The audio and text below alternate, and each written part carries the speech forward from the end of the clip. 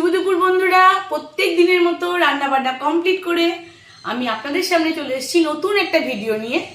দেখুন আজকে আমি দুপুরবেলায় কি রান্না করেছি দেখাও। ফার্স্টে দেখায় সাদা ভাত। প্রত্যেক দিনের মতন মা আজকে সাদা ভাত রান্না করেছে।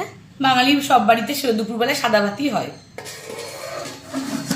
আর এখানে হচ্ছে রাই খয়রা মাছ করেছে, পাতলা পাতলা করে আলু দিয়ে পেঁয়াজ দিয়ে রাই খয়রা মাছ, লঙ্কা দিয়ে চচ্চড়ি। চচ্চড়ি হালকা হালকা অল্প অল্প গ্রেভি আছে। এই রান্নাটা খুব সুন্দর টেস্ট হয়। কত সুন্দর হয়েছে দেখুন। আর এখানে করেছি ভাজা, অনেক কিছু দিয়ে ভাজা। এখানে আছে আলু, উচ্ছে, তারপর কাঁকরোল, পটল সব একসঙ্গে ভেজেছি।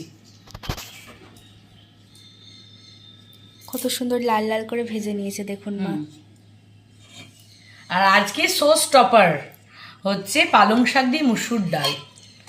আজকে এই বছরের এই সিজনের প্রথম পালং শাক। আর এইটা আমাদের বাড়িতে সবাই খেতে ভালোবাসে, বিশেষ করে আমার মেয়ের ফেভারিট এই পালং শাক দিয়ে মুসুর ডাল। এই শীতে যতদিন পালং শাক পাওয়া যাবে, কতবার যে আমাদের এই পালং শাক দিয়ে মুসুর ডাল হবে বন্ধুরা। আর আমরা তো ডাল খেতে ভালোবাসি, আপনারা সবাই জানেন। প্রত্যেক দিনের রেসিপিতে আমাদের ডাল থাকে কিছু না কিছু দিয়ে। মাছ হলেও ডাল থাকে, মাংস হলেও ডাল থাকে, মানে ডালটা থাকবেই। আপনারা একবার মুসুর ডাল পালং শাক দিয়ে খেয়ে দেখবেন কীরকম হয়, খুব সুন্দর টেস্ট হয়। তাহলে বন্ধুরা, আমি আজকে এগুলোই রান্না করেছি।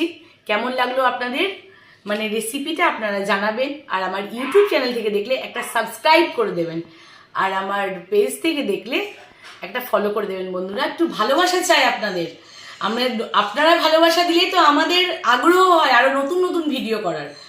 তাহলে আমার পেজটা হচ্ছে চিঙ্কি রান্নাঘর, আর আমার ইউটিউব চ্যানেল হচ্ছে চিঙ্কি দাস ব্লগস। আপনারা একটা সাবস্ক্রাইব করবেন, ওখানে সুন্দর সুন্দর ভিডিও প্রেজেন্ট হয় বন্ধুরা।